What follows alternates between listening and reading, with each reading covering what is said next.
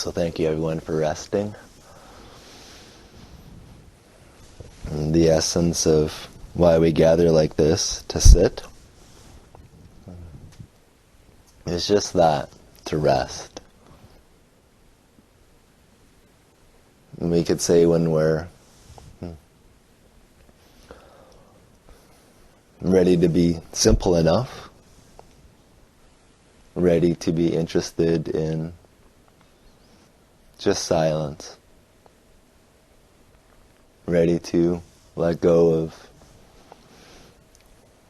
our practices, our techniques, our little adjustments that we can do, and let go of our incessant drive and pull towards certain states of consciousness. When we can get that simple, then we can start to tune into an inherent force within silence. Until that point, it's all about pushing, it's all about efforting, it's always about trying to achieve something. Even silence, even stillness, there's a movement towards trying to get, working with the mind, the emotion, so that it's louder or more prominent. But what I'm speaking about here is, it's simpler than that. You can't hear its call until you're ready to let go of all of that. And we could say it's really about resting. It's about just sitting, letting go of all states, letting go of all desires for a different experience, and just dropping, and just dropping. And so stillness arises, and you just let it be. And bliss arises, you just let it be. Contraction, fear, terror arises, you just let it be. You just keep dropping, keep dropping. You're not doing the dropping, but you're just open to be dropped. And the reason I say simplicity is because it requires a certain, I could say, maturity. Because on the spiritual path, and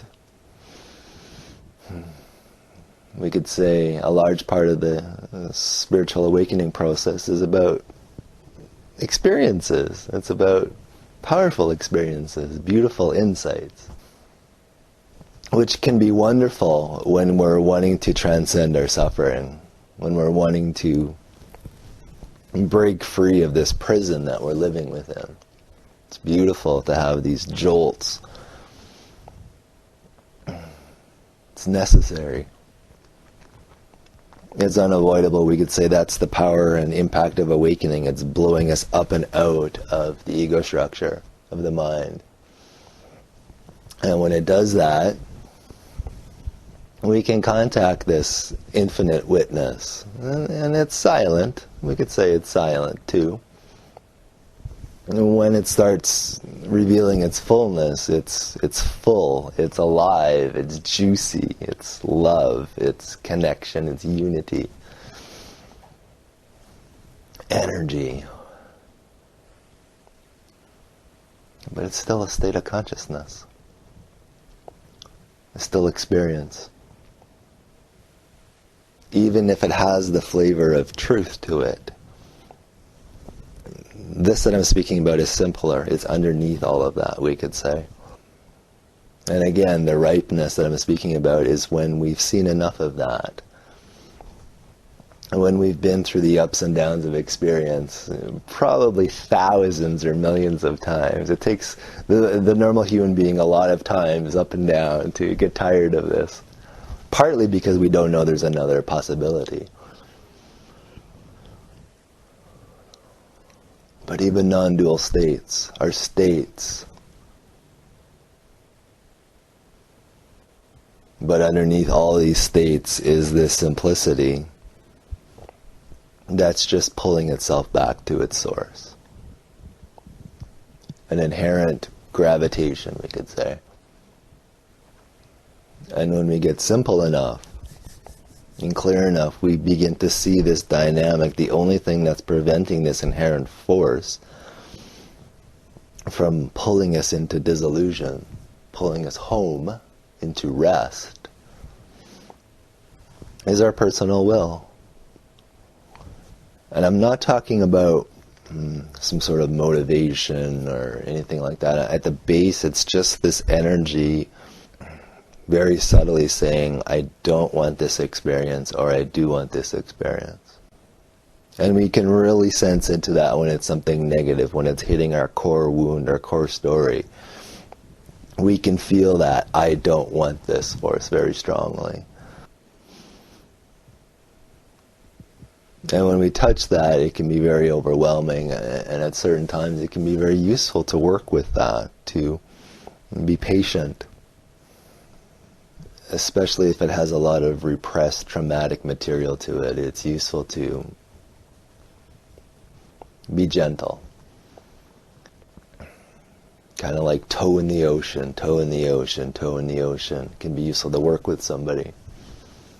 But eventually, if it's tomorrow or 10 years, eventually that has to be gone beyond. Meaning, we have to let this thing go. We have to let that force pull us beyond that barrier, that threshold that the egoic structure has sort of drawn in the sand that says, this is as far as we can go. It's too intense past that point. It's too painful. Or it's too excruciating not to know that much.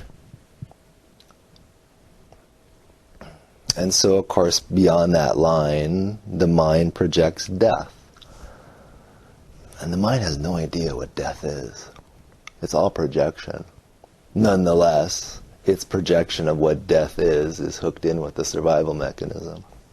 And everybody is going to be taken to that threshold. That's really what awakening's about.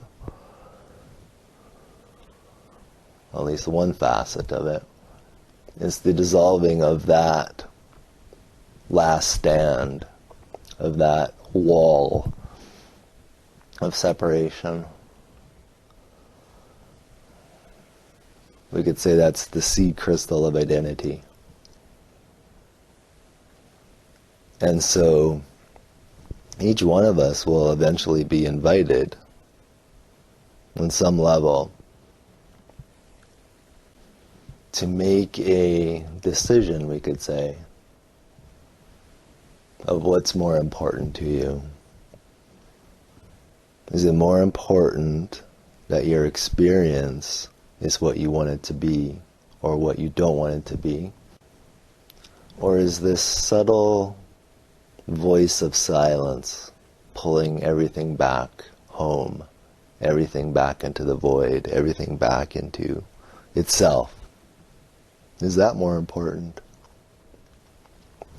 And of course, it's not going to be asked in words like that. It's much more subtle. But each one of us knows what I'm speaking about. When you're thrust right to the edge, when you're thrust right to the edge, we can have our openings, we can have our spirituality, but there's always parts in our life where it's like it's just gone too far. I can't bring it into this. I need to pull off, deal with it, and then when things calm down, I'll bring my spirituality back.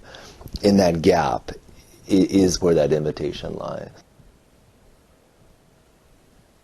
And the way in and through that is not through technique. It's not through effort. It's not through a doing. It's not through a subtle manipulation.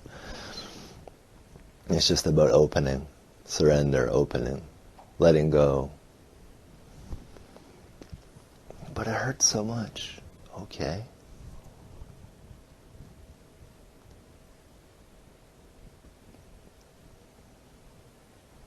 And as intense as this sounds, it's not that bad. When through grace, that subtle veil between the unknowable and the known parts. There's nothing to fear. There's just love. And that's part of the humility that we recognize when we touch upon that, because we see that no one was ever trying to hurt us. All this was about was an internal conflict. We were doing it all to ourselves.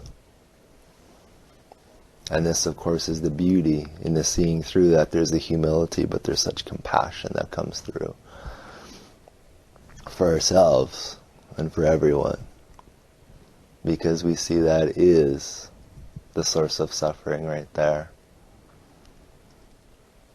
Freedom is so close, yet we resist it so dearly, often in the name of spirituality, of enlightenment. It's just an innocent misunderstanding.